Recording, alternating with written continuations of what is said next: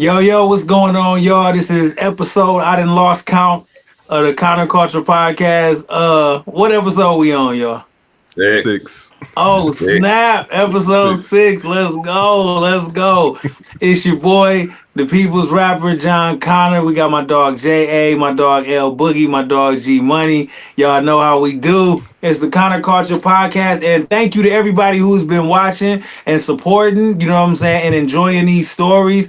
And yeah, thank y'all for taking the time to rock with us and grow with us. And G Money, what we talking about today? So the last episode, episode 5, we talked about Unconscious State. That was your 2013 album. It's like your pre-aftermath album. It's basically, as we now know, right? It's the album that shook the industry up. It's like, man, who is this kid out in Flint that charted on Billboard with his album? Like, we weren't anticipating that. Mhm. And we actually, kind of went through some of the songs. We didn't do like every single song, but we just kind of, picked some of the songs out and spoke about them. But it's one song in particular that is my favorite song personally, right? Judge and Jury. And, we didn't get to cover like a lot on that particular song, but there's a lot inside of that song. I mean, I don't know if I could, well, let me ask this question, right? Just as to kind of just tee off, the discussion here. Like, would you say like this is one of your more personal songs? I feel like it is, but I want to hear from you. Yeah, I would definitely say so, especially at that time. That was one of those records that I would say like, when Wayne made I Miss My Dogs, you know what I mean? Or like it's just there comes a time in your life where you make that decision, where musically that either I'm going to soak in my depression of the things that are happening in my life, or I'm gonna turn what's happening to me into art, and I'm gonna rise to another level. And for me, Judge and Jury was one of those songs where it was a lot going on in my life, and instead of just being like forget music and forget all of this and go into like a depression, I used music as like a therapy session, and I used it as a coping mechanism, and I turned all of the things that could have been perceived as negative energy, I turned it into something positive through making a record out of it. Could you talk a little bit about the title itself, Judge and Jury? Like, where does that come from? So if I'm not mistaken,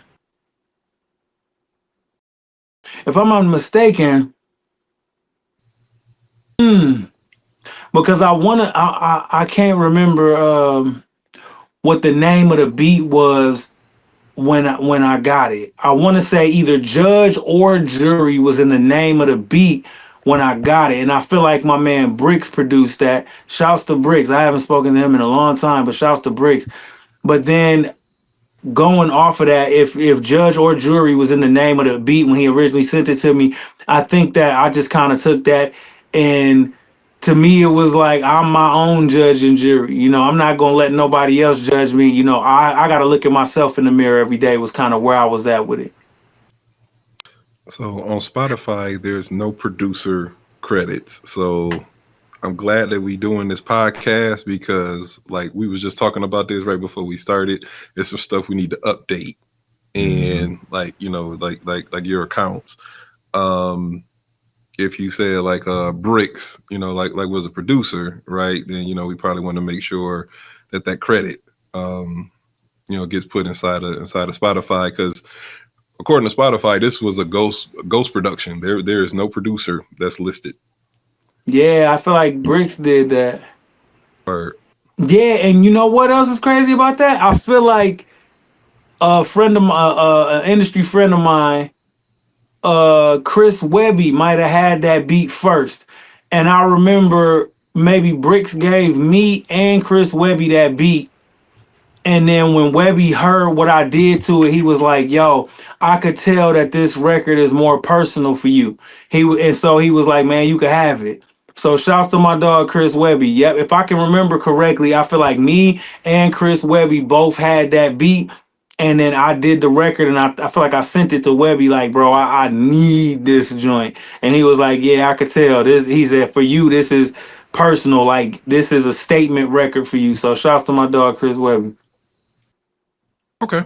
All Okay. right. All right. So the last time we went and did like so on episode 1 when we talked about For the Love of the Money, right, we went through like line by line and did a breakdown like of the lyrics, but we want to try to get through the whole song. So for this episode, Jan, we're gonna do something a little bit different, and we actually are going to use the verses in the song and just allow you to kind of just like, think back, right? So like what you was thinking like during that time, like why you wrote certain lines, because again, there's a lot that you covered in this song, and I feel like a lot of this spans like your life too as well, right? And so what was this, 2013, that we talking about, and I feel like you go like even as far as back, you literally start the song out with talking about like your childhood, right? So Mhm. we'll just start there, like started as a child, and then you say you just want to make your mama and your grandma proud. Just that's a bar to me, man. Like when I first hear that as a mama and grandmama boy, it's Mhm. like everything I do, man. Like, it's like a dedication to them. But just, tell me what made you start this particular song out like, like in this fashion. Well, because for me, it was like I said in the last episode, this song got created around the time that my old crew was breaking up, you know? So it was a lot of turmoil at the time. So it was one, I had to remind myself of why I even started rapping in the first place. Before I even desired or wanted a Grammy or before I wanted any type of notoriety or recognition, I just wanted to make my moms, my grandmoms, and my papa, my grandfather. I just wanted to make them proud. I was in my family. I'm the little brother. My sister, she was like, she was a black scholar, got like all A's and B's in school, and I really wasn't an academic dude. So a lot of times it really plagued on me of I don't want to disappoint my family. I don't want to be a disappointment. I didn't want to go to a traditional college. I didn't want to take the traditional path at life. But what comes or what came with that is that I felt a huge responsibility of I don't want to disappoint them. I don't want to disappoint my family. And so when it comes to this record in particular, and when I mentioned that my crew was breaking up, it was like I felt like at the time, and like I say, all of this is water under the bridge, but I kind of felt like at the time certain people, that was leaving kind of had like the mentality of, well, let's see what he gonna do without us. You know what I'm saying? And so it was me kind of saying like, bruh, I'm gonna be rapping long, no matter who come in and out of my life. I'm gonna be doing this because I'm not doing it for the same reasons that everybody else is. There's still little Jan in me that just want to make his moms and his grandma proud. It's like I don't care. It was me starting it off by letting critics know when they write these things about my projects or write these things or have opinions or critique my music. It's like I don't care about what you say. I don't care about your critique, man. I don't care about your opinion because I only am doing this because I want to make my moms and my grandmoms and my papa proud. I don't care about the comments under the songs and Jon Connor could have came harder or this bar was this. I don't care.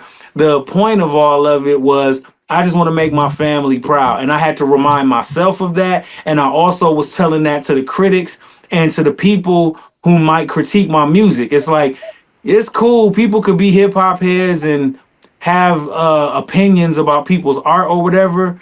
But those things don't phase me because I'm not doing it for the accolades. I'm not doing it for the opinions. The only accolades I'm doing it for is to make my family proud. Cool. Cool. So Connor, um, we're going through the first verse right now. So we're going to kind of jump around a little bit.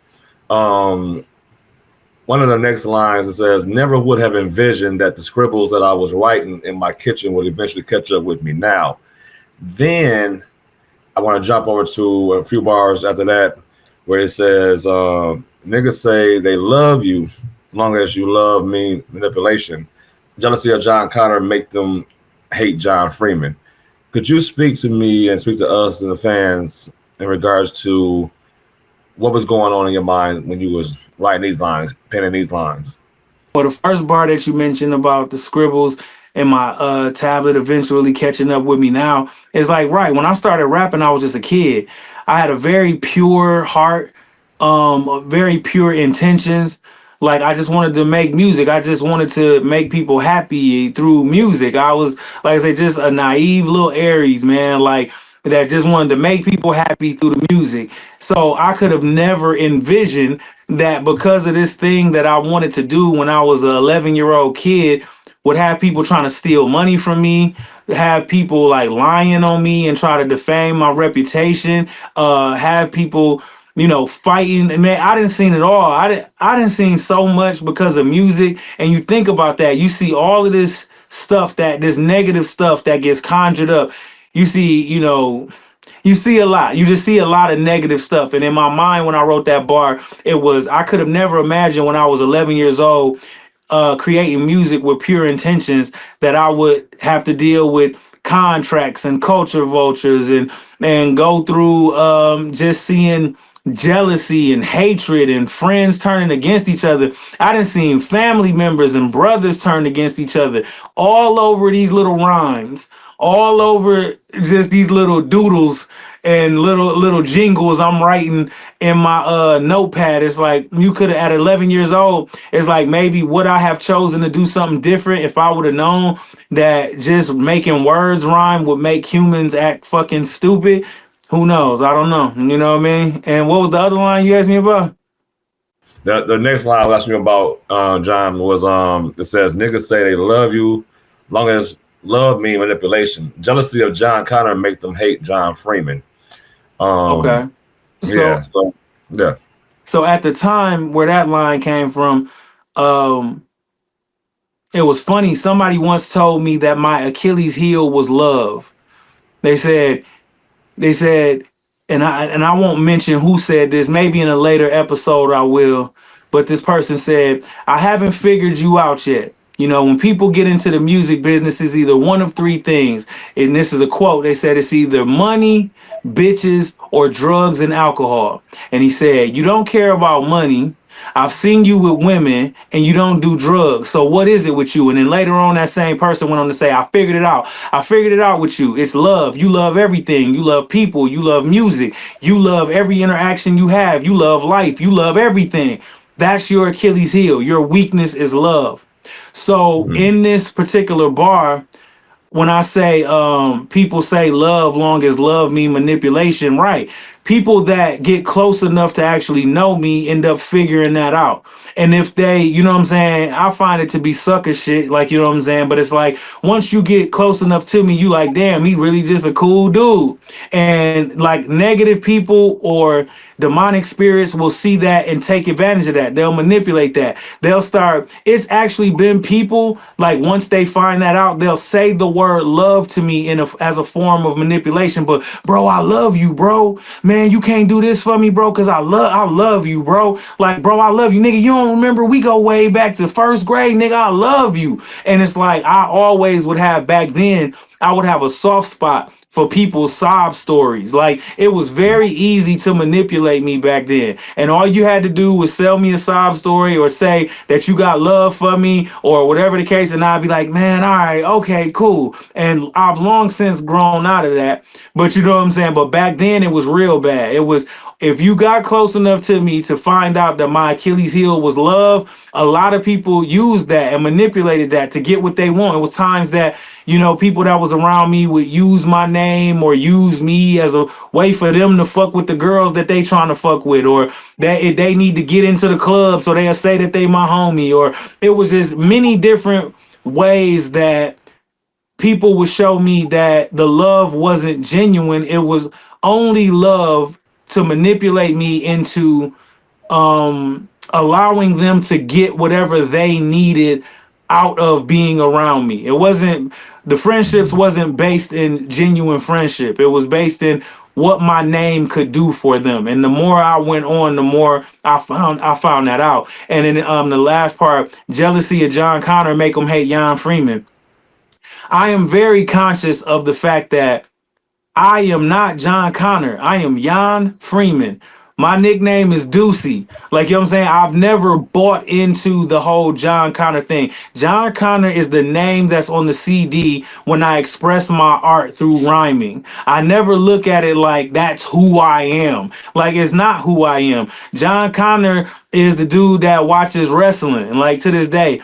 Jan Freeman, I mean. Jan Freeman is the dude that watches wrestling to this day. Jan Freeman is the dude that still watch old reruns of Baywatch and California Dreams and Saved by the Bell. Jan Freeman is the dude that actually listens to more classical music than hip hop. Jan Freeman, and so it's like there's a very distinct difference between Jan Freeman and Jon Connor.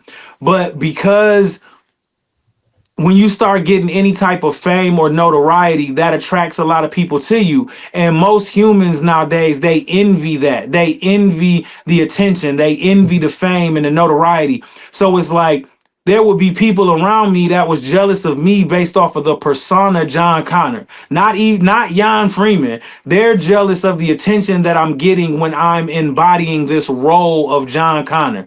Jan Freeman, you know what I'm saying, is the one who's having to suffer the betrayal, who's having to suffer the lies, who's having to suffer through. I always felt like Jan Freeman definitely did not deserve a lot of the bullshit that being Jon Connor brought to him, but Jan Freeman is strong enough to deal with it. So jealousy of Jon Connor just meant a lot of people wanted that fame, that notoriety, all of the bullshit, and they were jealous of that. They wanted the girls, they wanted to be on magazines, they wanted all of that.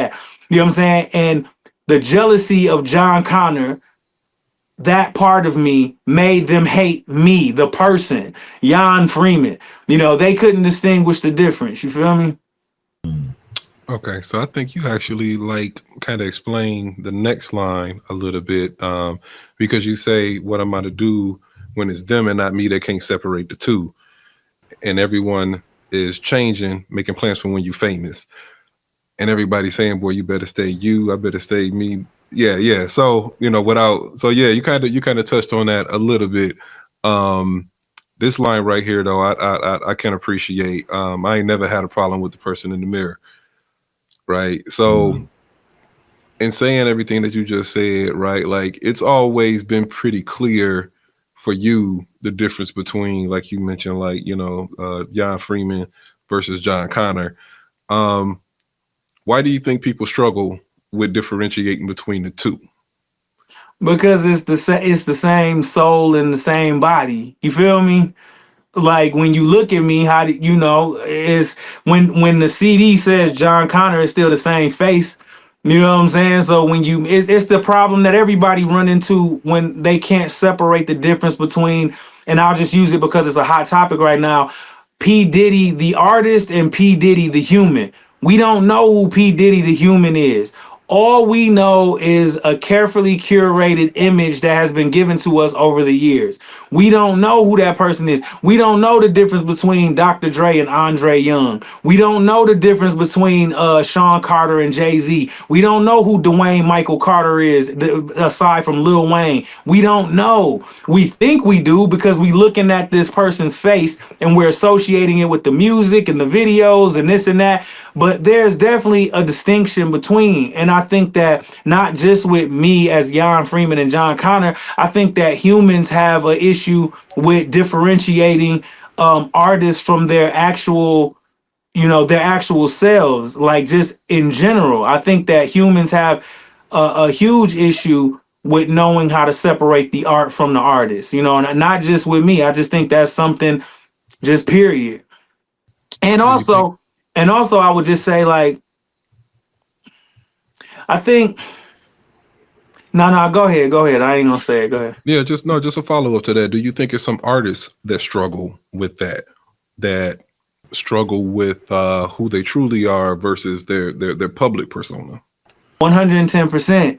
Because I feel like a lot of people who become artists, they were the shy ones in high school. They weren't the ones that got the girls, or the girls, they didn't get the guy. Like, you know what I'm saying? They wasn't the prom queen or whatever.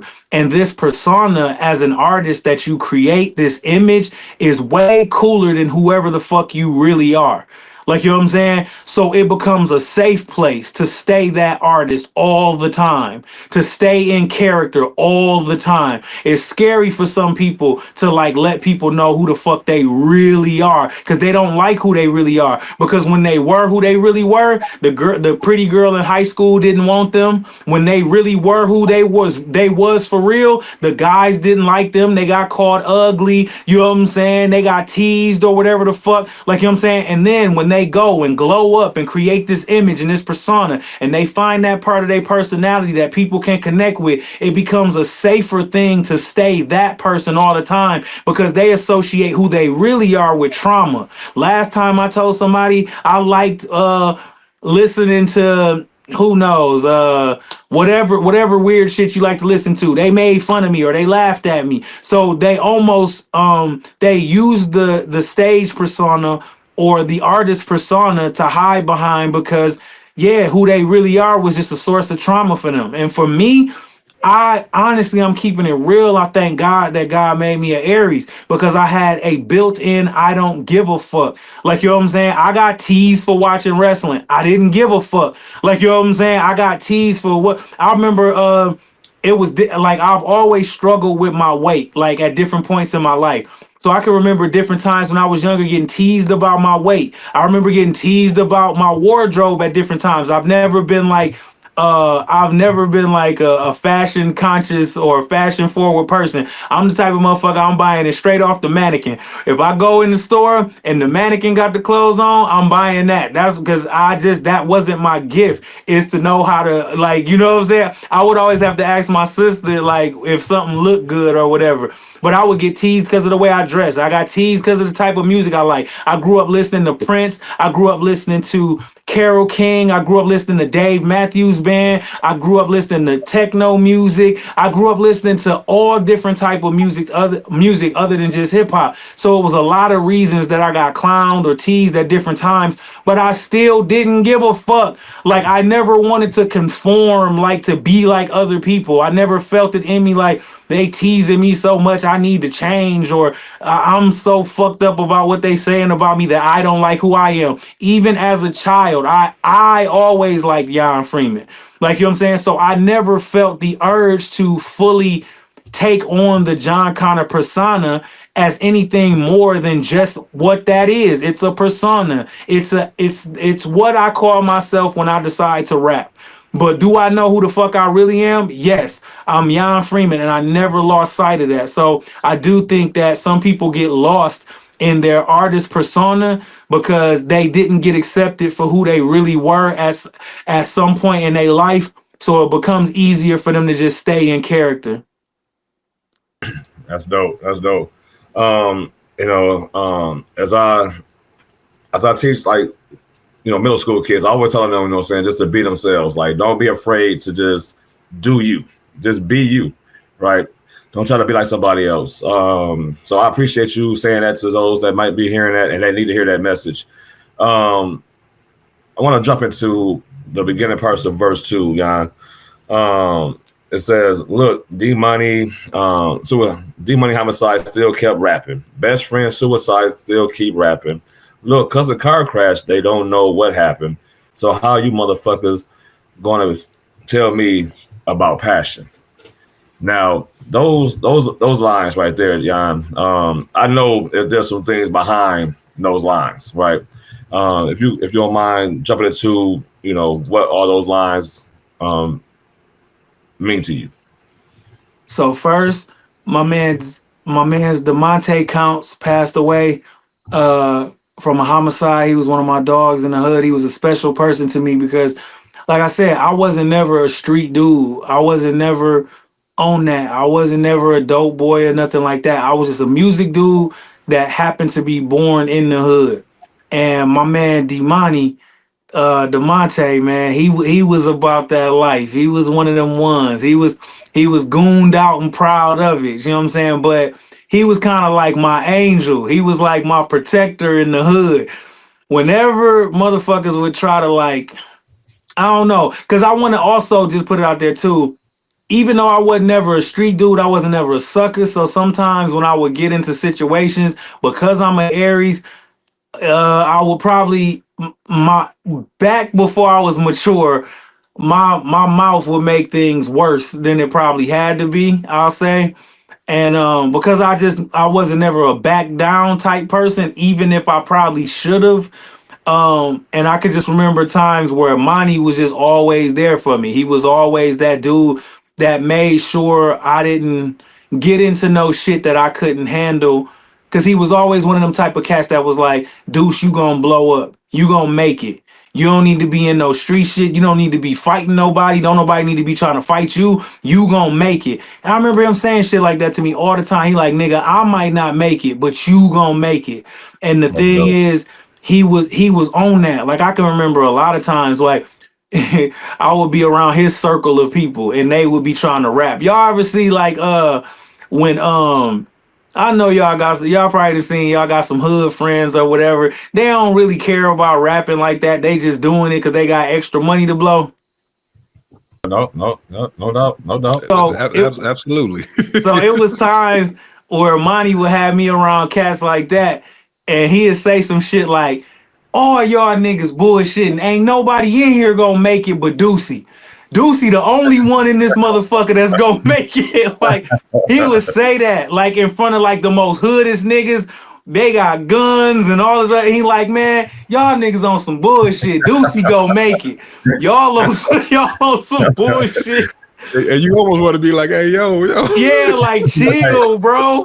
Like, Right, man. yes, I would Be really be diplomatic. like, Be bro, diplomatic to get out of here and go home, man. exactly. But that's just to give y'all a perspective of who Monty was to me. He was one of my best friends, closest friends, but he was living that life, and unfortunately, he got killed. And so D Money homicide, and then so me saying D Money homicide. One of my best friends get killed and murdered, and I still had to keep rapping. My best friend, his name is James Kazarowski. We grew up together.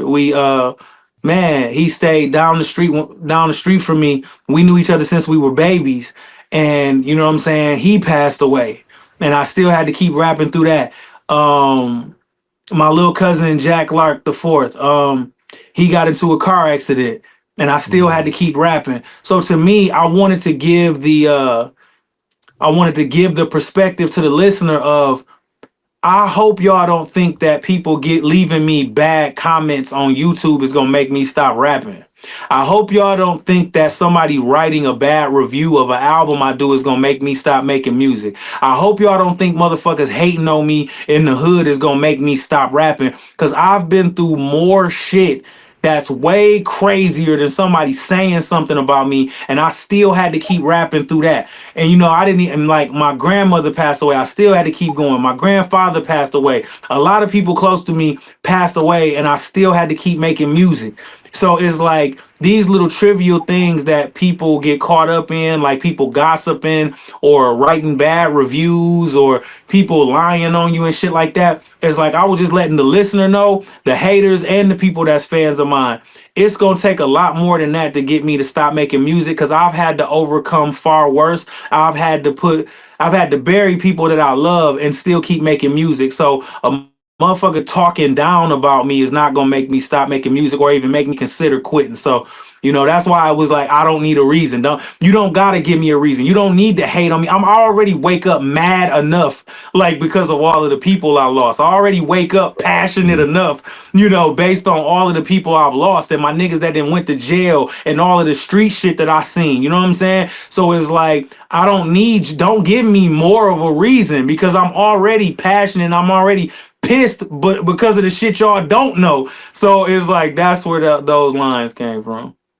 Word. So yeah, I just want to follow up like on this part of the song, right? Because it's a lot of pain, like in this part of the song, right? We talking about like just some people that was really close to you that passed away, and so I'm just curious, like how therapeutic was this song, or was it, right? Like walking into And you know, kind of take me through this day if you remember, right? Like if you was in like a studio session or if you was just like at the crib, but like when you were writing this, like tell me how it felt going into the writing of it, and then like sort of when you came out like with the finished, you know, product. Like what was the difference in your sentiment between those two moments? It was well, the setting was I was by myself. I was in my mother's basement. Um, I was by myself, and like I said, this is at the time that the old crew was breaking up. So I'm sad, I'm angry, I'm passionate, I'm driven, I'm a lot of different emotions. I'm actually confused. I'm pissed.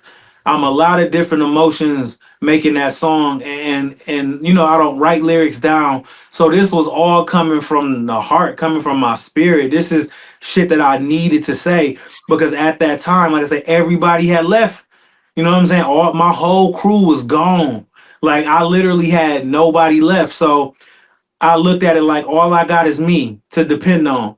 And at the time, and I know this is gonna sound over dramatic, but it's the way I felt at the time. It just felt like the world was against me. I felt like I ain't had no friends. I still didn't, at the time, I was striving to get a record deal. I still didn't have a record deal. And it just seemed like everything was just stacked against me at that point. And so that was what was going through my mind is that I need to prove to myself that I'm not gonna quit and I'm not gonna give up and that I can overcome this. Okay, so that's going into it, right? So after you finish like either the writing or the recording like of it, did you feel any different? Like did it feel like it was like a weight lifted, or was it just like I'm still hungry, give me like the next beat, like load it up, let's go? Nah, man, I was like numb after that. I was because like I said, I still had to turn in the whole album Unconscious State. You know what I'm saying? So I still had to process the fact that all my friends was gone. Um, and all of the craziness that was going on at that time. So I just kind of remember feeling numb. I feel like I remember like at that particular point in time. Yeah, it was just like a numb feeling. I didn't feel good, bad. I was just indifferent. I was just damn, how can I word it? It was like it was actually kind of a whack feeling of like at that point in time I felt like nobody cared about my well-being physically, mentally, or emotionally or spiritually if I wasn't making music. So I felt like I have to make this music so people care. Because if I stop making music and I really think about all of the shit that then went down, I don't think the people around me knew how much of a dark place I was really in. Music was really like the outlet. Music was really like the justification for me living at that time. Like I was like, it was that dark where I'm thinking like, what the fuck? What? I don't, man, it was wild because you taking me to a place where, yeah, I'm having to remember like what I was actually thinking at that time. It was like, music is the thing that I love and it's making me lose my friends. People is dying. Like, you know what I'm saying? I'm feeling like I'm not being able to provide for my family and I'm not being able to give the opportunities that I want to give. I'm feeling like a failure at this point. Like, you know what I'm saying? So I'm feeling like, yeah, I just vented this out and I just did this, but I'm so numb from what's going on in real life that it was just kind of like making music was on autopilot. Like, all right, whatever. Like, yes, I'm making music, whatever. I'm doing this shit. But the love at that particular time, the love was gone. I had to find the love again. But at that particular time, when Judge and Jury was made, it was made because it was necessary. It was what was on my heart. I needed to make that at the time. And as an artist, yes, it's a cool and it's a dope song because it's my passion and it's really what I was feeling. But at the time, man, it was such a dark time for me, man, that it wasn't like when I made that I was like, yeah, I snapped, I did this. It was almost kind of like just numb. That's all I really can say. Like, just fuck it. I guess I'm gonna make a video for it. I guess I'm about to do another show. I guess.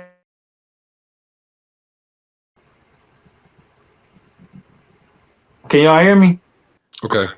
Yeah, Can yeah, I? yeah. Okay. But yeah, it was just kind of like Yeah, I'm just kind of going through the motions after I made it because I still emotionally was not in a healthy place after I did that. After unconscious state, I really wasn't in a like a emotionally healthy place.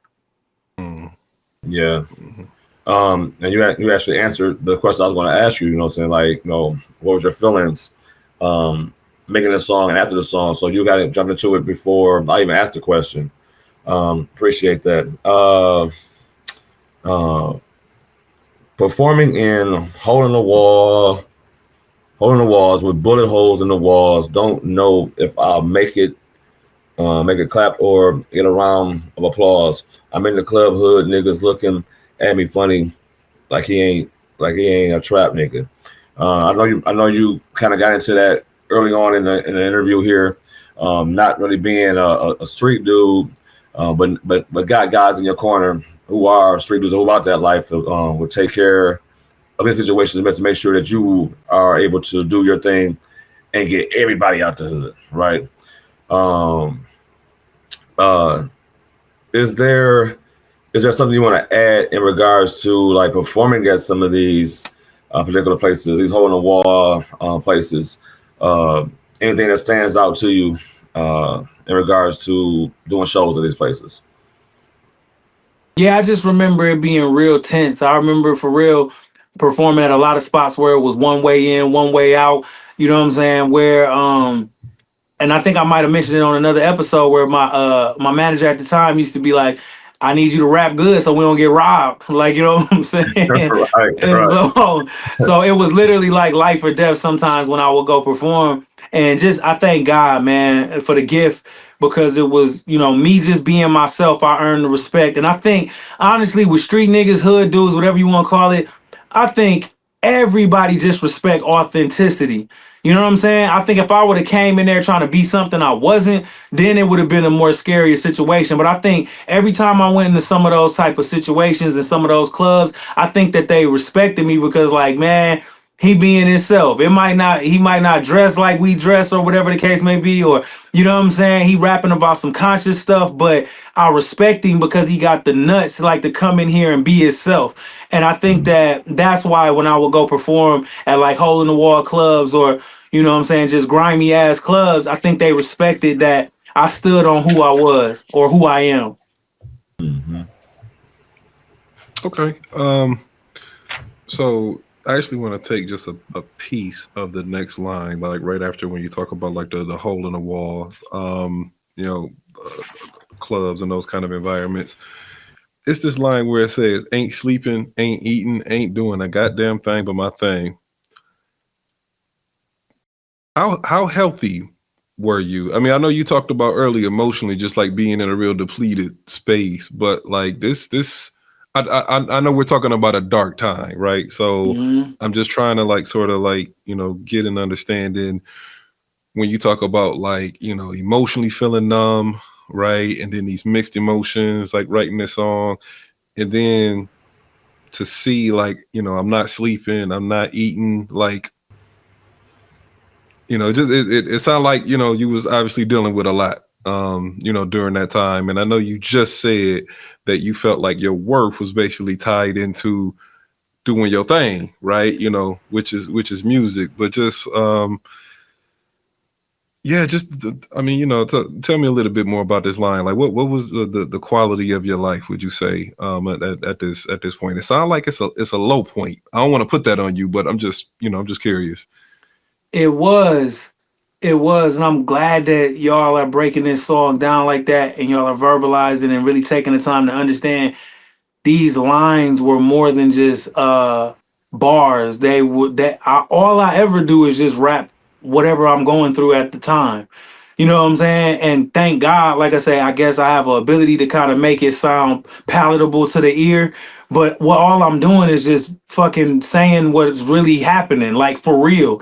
So not sleeping, not eating, ain't doing a goddamn thing but my thing. That's what it was. Like I really wasn't, and it wasn't healthy. But see, and we talked a little bit off camera about that about shit like this where it's like I was justifying not sleeping and not eating because the entire establishment was based off me delivering. So it's like your real life issues like health, mental health, spiritual health, that shit is getting put on the back burner because nobody ain't tripping about that. Is did you finish that song? You gonna have the album turned in on time? You know you got a photo shoot tomorrow. You know you got to catch this flight tomorrow. Meanwhile, you dealing with the losses of people passing away and people you're not really able to grieve properly. You know what I'm saying? It's like, it was definitely scary times. And I think that's what allowed me to like in certain situations allow myself to be manipulated because it was like, how do I word this? It was like I was trading in the things that actually mattered for a bunch of shit that didn't matter. I'm trading in my spiritual awareness for photo shoots. I'm trading in my mental health for billboard charts. I'm trading in taking care of myself and grieving losses to make sure I get to the studio on time. So it was a very dark time, one that I'm glad I made it out of. But yeah, it was just very dark. I was not living healthy. And what also was driving me at the time, like I always mention that I'm like a driven person. But at that particular point in time, I was so angry and I was so bitter at life that I was rapping from a perspective of like life owed me something. Like, you know what I'm saying? It was almost like I was getting angry at God for letting all of this stuff happen to me. And I felt like it was no compassion coming. There was no empathy. There was no that this is what I'm feeling at the time. Like, you know what I'm saying? Like just I'm feeling angry at life, like life owe me. It was almost like I better get a record deal after I didn't sleep for a week, after I didn't eat for a week, after I didn't lost all these people. I better be on the cover of magazines after I went through this, after I went through this. I better be. It became like an unhealthy justification where almost I was like playing a game of chicken with life. It was almost like life, I know you ain't gonna let all of this shit happen to me and don't nothing happen. Like, you know what I'm saying? It was like, I was becoming more angry, more pissed off. So I wasn't driven from like a good, healthy place. Like nowadays, I'm driven from a place of love and peace. Back then, like in the time that I wrote like Judge and Jury, it was like, life, I know you just better give me everything I'm asking for because if all of this shit happening to me and don't nothing happen, oh my God, it's about to go down. Like it is, I'm about to, it's almost like Harvey Two-Face and Batman and Dark Knight. You either die a hero or live long enough to see yourself become the villain, where at one point Harvey Dent started to justify his actions. Like, I just ought to kill you, Batman. My motherfucking face is messed up. I just ought to kill Commissioner Gordon's son. I lost my wife. I just ought to I just ought to help the Joker. I lost everything. Like, you know what I'm saying? And that becomes a very dangerous place to like start rationalizing your determination from. And that's what I was doing. I felt like I was definitely Two-Faced. I started to justify certain things because of everything that I perceived that had happened to me. All right, yeah. I know that you're in a way different place now than you were back at this song or this album. Did you ever think about using and it's up to you how you want to approach this? You can't even answer it. Or you don't want to answer it, don't answer it. But did you ever think about using pills or substances to use to cope with the pain and the darkness that you was going through at this time? Man, that is a good question. I'm actually glad you asked that question, man. Man, this will be the first time I ever said this like in a public forum or to anyone that isn't like related to me. And this, man, to anybody that is going through it or whatever the case, yeah, I did. I was abusing pills heavy like during that time. Like I can remember yeah, I knew it was an issue. I knew it was an issue because one time I was at a show and I had like put one of the pills up like it was a treat, like after the show and shit. Like what, like you know what I'm saying? It's like It was dessert. it was yes, it was dessert. The pill was like dessert. Like ooh, after I ripped this show, I'm Oh my goodness. I could laugh about it now because I don't struggle with that anymore. But it's like I'm actually glad you asked that because yes, I'm glad that this forum can open up these type of discussions. It was like Yeah, I definitely did. It was like I was, like I said, I was so numb from all of the real life shit that was happening to me that I don't think I ever, that first Jon Connor run of season two, Best in the Worlds and freshman cover and blah blah blah. I don't think that I ever enjoyed any of that because, like I said, my mindset was I'm so pissed off about all of the real life shit that's happening. I'm doing these things and I'm just kind of numb. I wanted to feel any other way than the way that I was currently feeling. It was like I felt so horrible just on a daily basis that, like, taking a Vicodin or something like that, it was like, yes.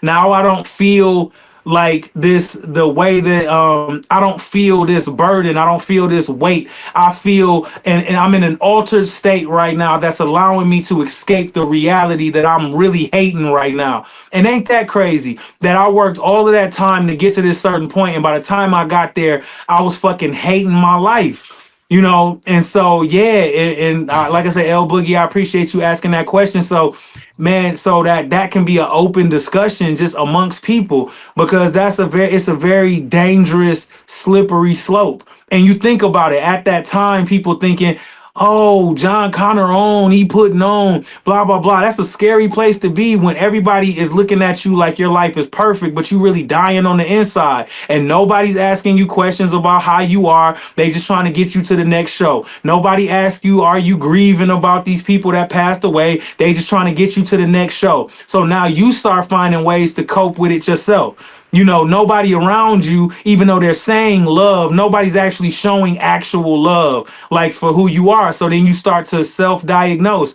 You start to try to fix yourself and you want to just escape. So my escape, unfortunately, at that particular time, it was pills, and that shit was whack. It was really whack. Do you think people appreciate the passion that comes from like depression, the passion that comes from like hardship and that comes from anger more than the passion that comes from love Yeah, and ain't that, in terms of your work?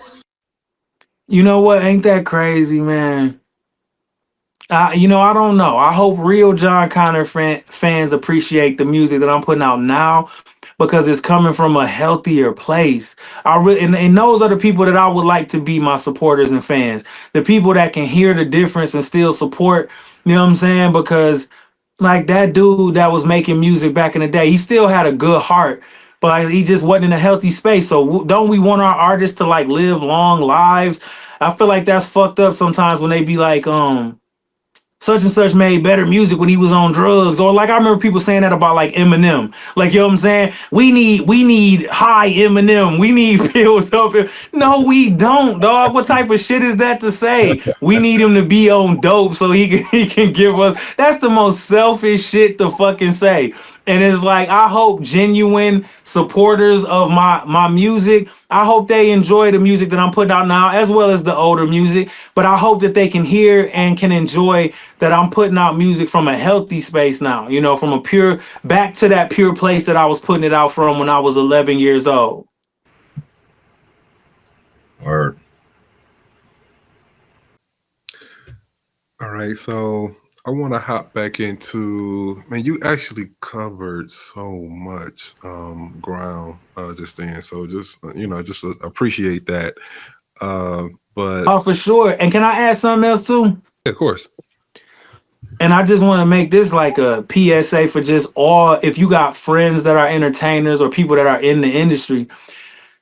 The fucked up part about that, when I was going through like the pills and shit like that, is that everybody was doing some type of drugs. You know what I'm saying? So it's like, I never smoked or drank, right? But my drug of choice was like pills. So it's like when your other friends getting high, you like, oh, well, I'll just take this pill and now we all lit. It's like we say these stupid ass words to justify self-destruction. I'm lit, or we about to get fucked up. We about to get da da da da. And it was like nobody was stopping it, because I think everybody was kind of having their own vice of choice that they were engaged in too. And I think that we don't realize that in show business, that's how you see some of your favorite artists. I think of like Whitney Houston dealing with the problems that she was going through. I'm just Jon Connor from Flint. You know what I'm saying? I'm nowhere near a level of a Whitney Houston as far as notoriety, fame, or success or whatever. But just think if me going through the things that I was going through drove me to that point, and I don't do drugs or drink, none of that shit, but I was doing drugs at a certain point. Imagine the pressure that was on a Whitney Houston. She's a woman, you know what I'm saying? And we know women are more, you know what I'm saying, emotional creatures than men. So off top, think about all of the things that she was going through. Think about all of the times that nobody was asking her how she was or how she was feeling, or you know what I'm saying, what she was going through. And she turned to drugs. Think about like a Chris Farley, who I've watched many like documentaries on, where it said that even at the height when he was making movies like Tommy Boy and Black Sheep, and he was on Saturday Night Live, and he was one of the biggest stars, highest paid comedic actors at that time, where he was struggling with his weight, like, you know what I'm saying, with his self-esteem, like he was feeling low about himself. And was anybody checking on him? Was anybody asking the real questions? Are you okay? Like, you know what I mean? But or were they just trying to get him to sit? Were they just trying to get him to memorize the next line? Did they not care about Chris Farley the person, so we could get Chris Farley the actor to the set, so we can get this money from him and get him to do what we need him to do? So when we look at all of some of our favorite entertainers who might have OD'd or had drug problems or whatever, the real problem is the lack of fucking humanity in humans. You know what I'm saying? The fact that we'll say shit like we need such and such to get back on drugs. That's a real person with like a real family. Like sometimes I say to myself, I hate the word entertainment because it strips away the fact that fuck entertainment. This is real life. I make songs, true, and they entertain you, true, but I'm still a person. Like, you know what I'm saying? Like that doesn't, like, I remember one time, man, me and Dre went out to eat, and he told me, he was like, you a public figure now. You not a human to people no more. You're now property of the public. Like, and that's some scary shit. Like, you know what I'm saying? That once you start making music or get a certain level of notoriety, you almost have to become okay with not being viewed as human. And that's the shit that drive people to drugs and alcohol and suicide and all of that type of stuff. So all that to say this, y'all, to anybody watching this, it don't even have to just be if you know somebody who an entertainer. Man, check on your friends, man. Stop having shallow ass surface level conversations with them. Stop just getting on the phone and being like, so how your mama, how your daddy? Was work cool today? All right, you good? All right, bye. Ask the real questions. If you hear in their voice that they sound a little down, say, are you okay? And if they say some shit like, oh, no, don't worry about it. Worry about it. Ask them again. Ask them until they tell you. And if they say, just give me some time and I'll tell you later, cool. But I think that people have just lost all fucking compassion for the next human being. And I think that's why entertainers especially end up in fucked up situations, because who do they turn to? Because nobody wants to hear their real life. We just want to hear the next song. Nobody want to hear what the fuck they really going through. We just want to see their next movie. So then when these motherfuckers commit suicide or something like that, everybody's shocked. Wow, I would have never suspected. Like Robin Williams, like, you know what I'm saying? What was he going through? You mean to tell me all of them people that was around him and nobody seen nothing? Like, nobody could see that he was going through something? Could they not see it, or did they not give a fuck? That's the question. And me being a person that has been in similar type situations, like I say, not to that extent, but having a lot of people around you, and you would think somebody would at least be like, are you okay? Do you need a friend? You need a hug? You need to talk to somebody? And don't nobody say that shit? And then like behind, like now you didn't develop the habit, and now you didn't develop like these thoughts inside of your head of feeling like, does my life even matter? If I were to stop creating music or making movies or playing sports, would anybody give a fuck about my life? Do I have any real friends? If I was to go broke tomorrow, would these motherfuckers still be there? You think about all of that type of shit.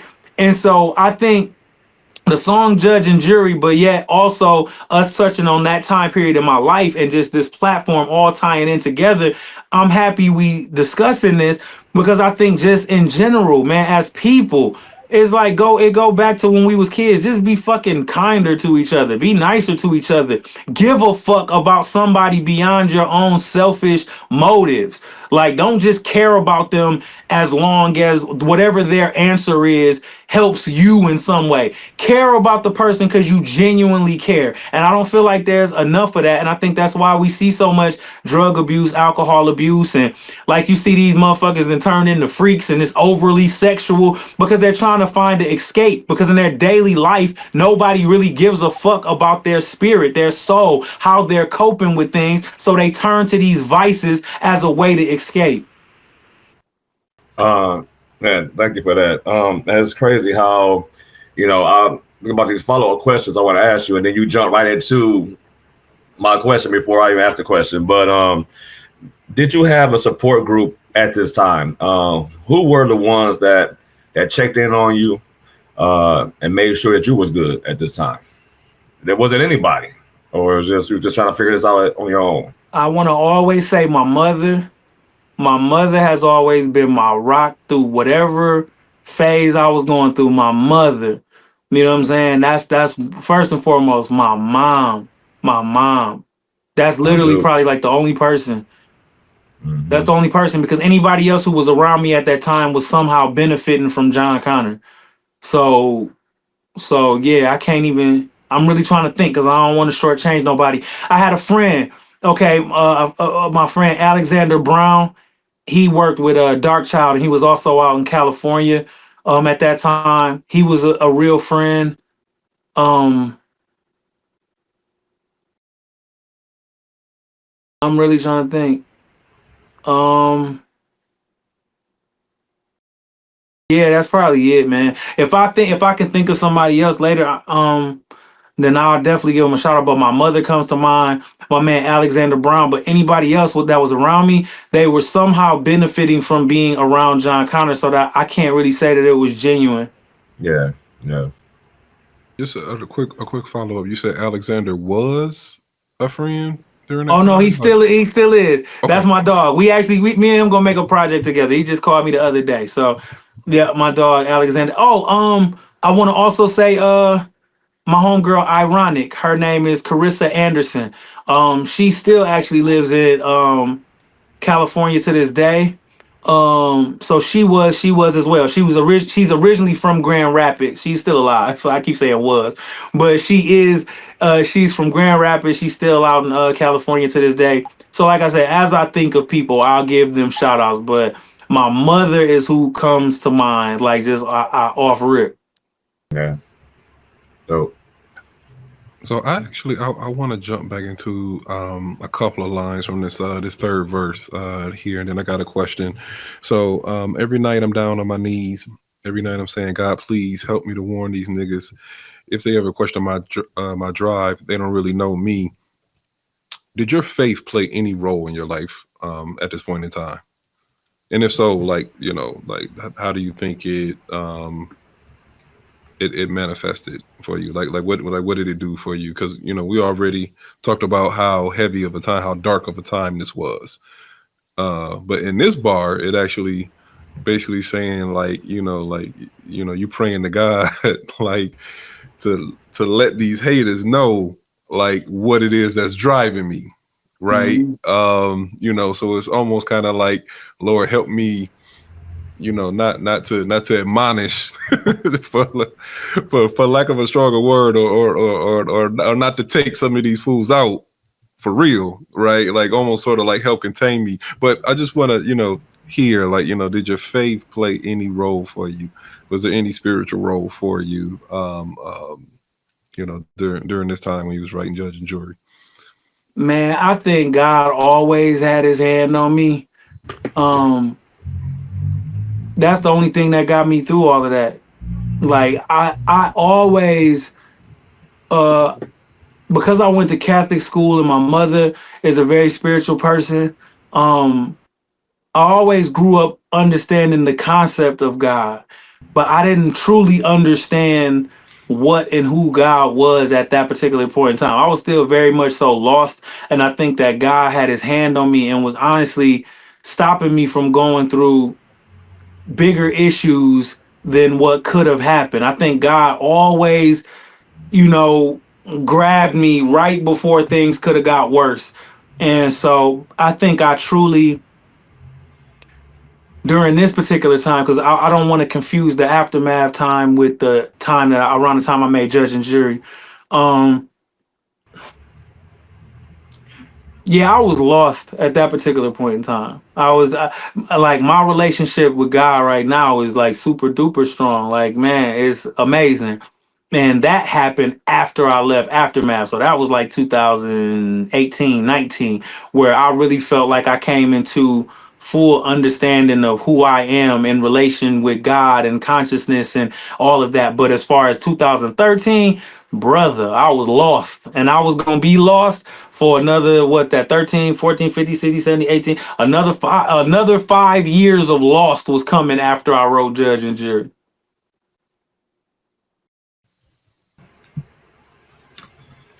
Uh, yeah. Getting back into some of the lyrics as well. Let me bring this back up.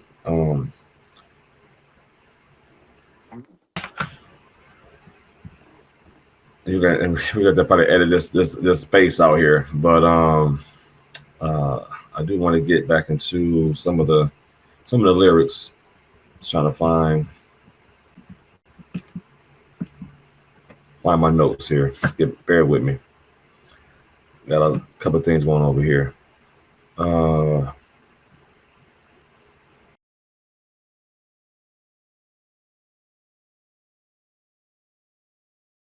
there we go. Okay. Uh, you say April 1985. My spirit jumping out my body. Oh shit. We jumped down to been through more than a nigga could imagine. Pissing on a nigga would never get a reaction. They was pissing on a nigga, but they wasn't even a distraction. Um, the time I spend on haters, they don't add up to a fraction. Gone. Right? That's how you end the song. That's how you end the verse. Uh, can you talk to us about, what does that all mean? Because that was hot. That was a hot little run right there. The bars was on point. Thank you. What was you going through at that time? What did that mean to you? Just more truth. Is just the way that I think. I have a hard time. I don't like talking about other people. I don't like thinking about other people. I feel like it's only 24 hours in a day. So I need to spend as much time thinking about how I can progress, how I can move forward, how to keep people around me that's positive so I can pour into their cup, they can pour into mine. I believe in that. I believe in, equal evenly yoked relationships. You know what I'm saying? Like let's all pour into the jar of positivity. So it's like, man, when people was throwing shots at me or trying to diss me on records, I didn't think about it. I took like 2 seconds and didn't think about it no more. A friend of mine once told me the phrase, grieve it and leave it. Think about it for like 2 seconds and then let that shit go. If it ain't helping you, if it ain't adding nothing to your life in a positive direction, then leave it alone. So when I said that the time I spent on haters, it don't add up to a fraction, it really don't. Because like I said, I have a hard time even talking about other people. Like if people come up to me like and they like, yo, guess who I saw today? I literally don't care. Like I really be like, I don't even want to know.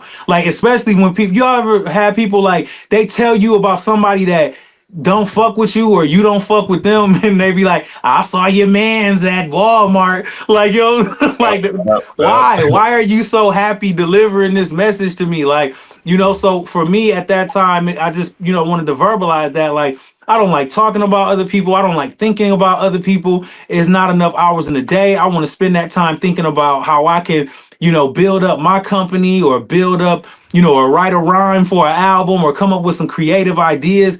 It's like, I don't really like to dwell in a negative space and I don't really like to think about other people, just period. So that line was just that, like, yeah, I really don't. And it's not me trying to sound cocky or arrogant when I say, oh, they don't add up to a fraction. It's like, no, it literally don't. When somebody tells me or tries to get me to talk about somebody else, I either shut down or I'll change the topic of conversation. Oh, it's funny too. I'll say this too about because did I just answer your question about that bar? Yep. Cool. So it was a funny thing, man, just to go into how much I don't like hearing people talk about other people. So in my crew at the time, like before everybody broke up, I had made a rule. if you brought up somebody that wasn't in the studio, you had to call them and let them hear what you was about to say about them. And I love it. yep. I love it. And if you was uncomfortable with it, then you had to shut the fuck up. You couldn't finish it. You couldn't finish your sentence. It was like, and when soon as somebody be like, man, this nigga such and such, I'd be like, hey, call him. Like, you know what I'm saying? And if they stop talking, it's like, yeah, all right. Like, you know what I'm saying? Then don't finish the sentence then. If you're not going to say it in front of their face, don't say it at all. That was literally a rule at all varsity music, that you could not talk about somebody that wasn't in the vicinity. And if you was about to, then you or the other person had to call them and let them hear whatever you was about to say about them. Accountability. That's cool, man. You know what I'm saying? I love it. I actually try to do something similar, just like, you know, for myself. Like if I'm ever talking about somebody and they not there, I almost envision them like being next to me when I'm saying what it is that I'm about to say. And so I almost like just in my head kind of just like conjure them up, like, you know, like they right next to me, you know, hearing everything that I got to say. And I guess I can say it's worked out pretty well, because, you know, from the stuff that I've said, the conversations I had, I don't feel like anything has ever come back around to me like, oh, Gary was saying such and such, because, you know, I'm trying to, you know, hold myself accountable, like, you know, like in that moment. And it's not like I tell people that normally, because they probably think I'm crazy. Like, man, you envision them being here right now. But the reason that I also do it too as well is because I feel like whatever it is you say about somebody, like they will hear it anyway. Anyway, yep. Yep. So you might as well just, you know, treat it as if they are, you know, there, because that's some. And then the other part about it too as well is, depending on how messy, you know, somebody is, they go amp it up. Right, like they go, you know, put some, you know, just make it messy, basically, like whatever it is that you know you say to them anyway. So, yeah, just a little old word called respect that people tend to forget about. Man, one thing I'll always do, and I've been trying to do for the last 2 years, maybe even 3, is when I think about somebody, whether, you know, it's never really messy. It's they're on my mind, right? And so I'm making a point that when they cross my mind, when I think about them, the creator is putting them on my mind, on my heart for a reason. I try to stop what I'm doing and just reach out to them. You know what I'm saying? Whether it's for a 2-minute, 5-minute conversation, just check in on you, right? You crossed my mind. I thought about you. And like Jon said, you know what I'm saying, ask them some real deep questions, not just, you know, how your mama doing, you know what I'm saying, how your so-and-so doing, like, are you good, right? You know what I'm saying, because it must be a reason why the creator put you on my mind, put you on my heart. So let me just reach out to you and really check in on you.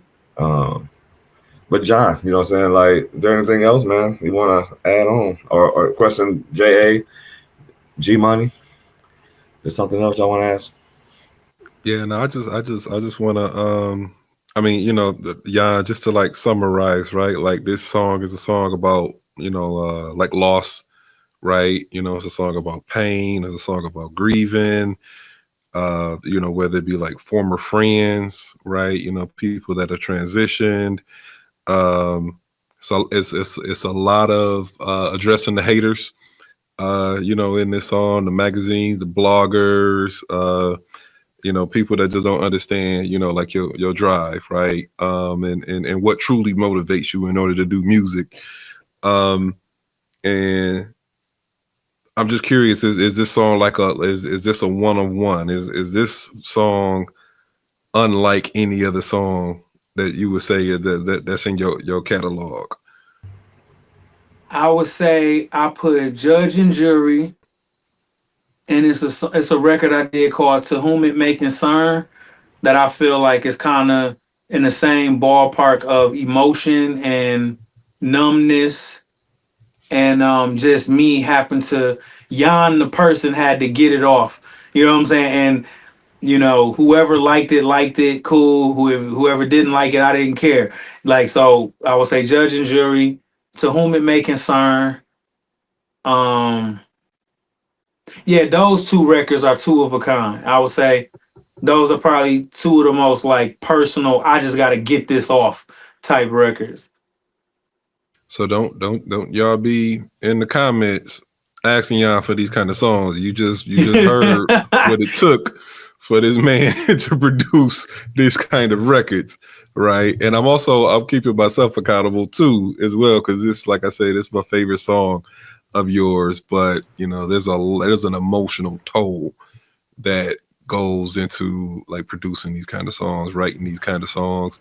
And you know, this is not something that we should be asking of our entertainers, right? Asking of people, you know, who provide us this level of transparency, right? You know, and peek into their life. Like, take it for the source of inspiration as it is, but let's not make those kind of demands. I want You to say know, something to you though, just so, because this is a pretty heavy episode, man. We didn't talked about suicides and addictions and loss and all of that. I just want to say though, I feel like we are walking testimonies. You know what I'm saying? And it was meant for me to go through that because they say God don't put more on you than you could bear. So I'm grateful that I went through it, because if I didn't go through it, I wouldn't be the person that I am today. A much more focused, healthier person in so many ways. And I'm glad that that song exists so that it can help people. So though I wouldn't like to go through all of the shit that it took to make that record, I'm so happy for the people that that record maybe helped and inspired. And like you said, it's your favorite joint. So I'm glad that through that, you know, something good came out of it, which is the enjoyment and the motivation that it gives people when maybe they in the gym or they on their way to work, or now out of pain came, you know, something good. It helped just me enduring that and turning it into art helped so many other people. So I don't want it to be all doom and gloom. Like I said, because we're talking about the creation of the record. So I couldn't make it a Disney movie, because to make that record, it wasn't a Disney movie. It was very much so doom and gloom at that time. But I want to end it, the new me, on a like high note of like I'm happy that that record exists. I'm happy that it helps people and it inspires people and it motivates people. And yeah, I love the record too. It's hard for me to listen to. I don't think I've listened to that song. I might listen to it after this. I don't. Man, I seldom ever go back and listen to like older music and material and shit. So I might listen to it after this, just because I think I probably should. I think it might be healing for me, like to go back and listen to it after this, man. Word, word. all right. So before we wrap, any notes that you want to articulate or any comments that you would like to make, because as you mentioned on the previous episode 5, this is the only song from Unconscious State that has a video. So anything about the video that you remember, like the making of Judge and Jury, the video, which you can go to YouTube, by the way, and check it out under Jon Connor on YouTube. Yep. Shouts to Aubrey Babis, who directed that video.